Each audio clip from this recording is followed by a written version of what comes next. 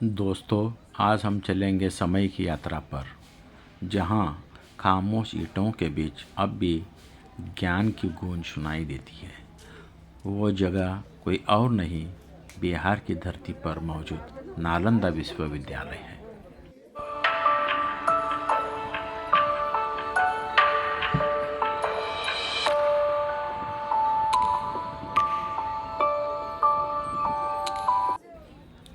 ये सिर्फ एक शिक्षा केंद्र नहीं था, बल्कि एक जीवंत नगर था, जहाँ हर दिशा से विद्यार्थी और आचार्य लोग ज्ञान की खोज में आया करते थे।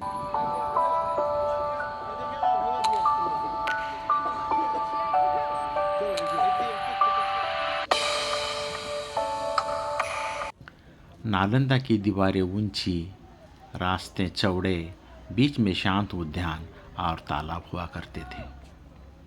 हर ओर शांति, अनुशासन और अध्ययन का माहौल था।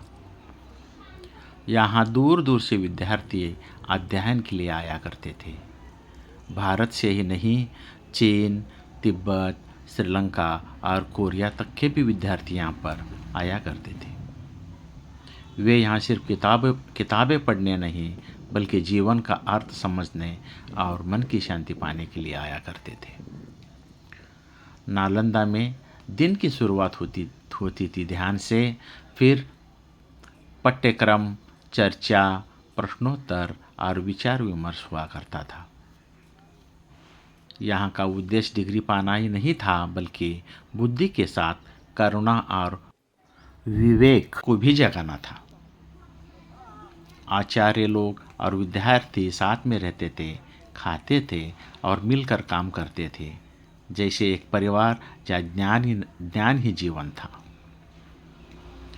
नालंदा का सबसे बड़ा गौरव था उसका विशाल ग्रंथालय।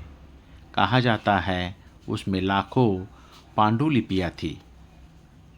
दर्शन शास्त्र, चिकित्सा शास्त्र, गणित शास्त्र, खगोल शास्त्र, भाषा शास्त्र और कला से जुड़ी थी।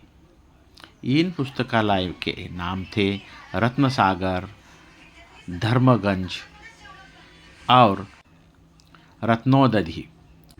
यहाँ दिन रात अध्ययन चलता था। कई महान विचार और सिद्धांत यहीं से जन्मे थे। लेकिन समय का चक्र बदल गया। विभिन्न आक्रमणों और बदलावों ने नालंदा को धीरे धीरे नष्ट कर दिया। उसकी पुस्तकालय जल गई, दीवारें ढह गई और एक युग का अंत हो गया। आज वही नालंदा शांत अवशेषों के रूप में खड़ा है।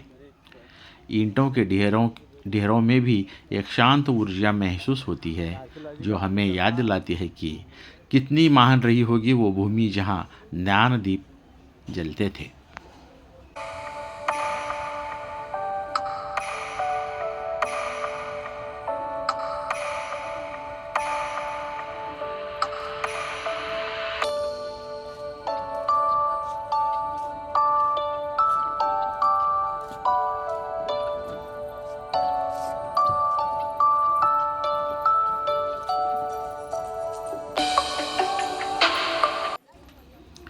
कई शताब्दियों के बाद पुरातत्वविदों ने नालंदा को फिर से खोज निकाला।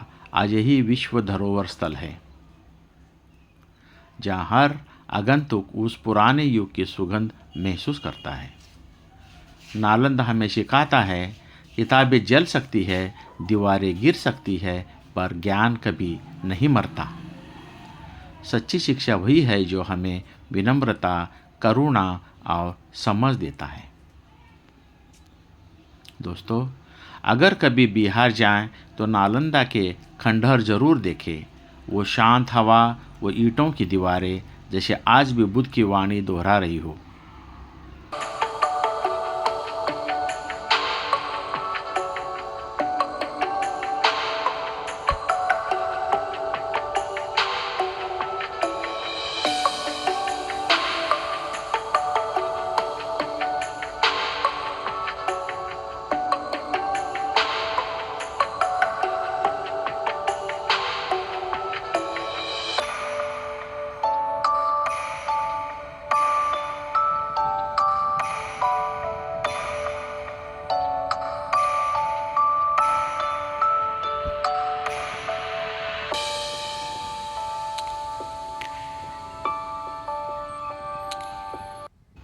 आप खुश रहे, स्वस्थ रहे, आप सब अपने कुशल कर्मों से पुण्य अर्जित करें। नमो बुद्धाय।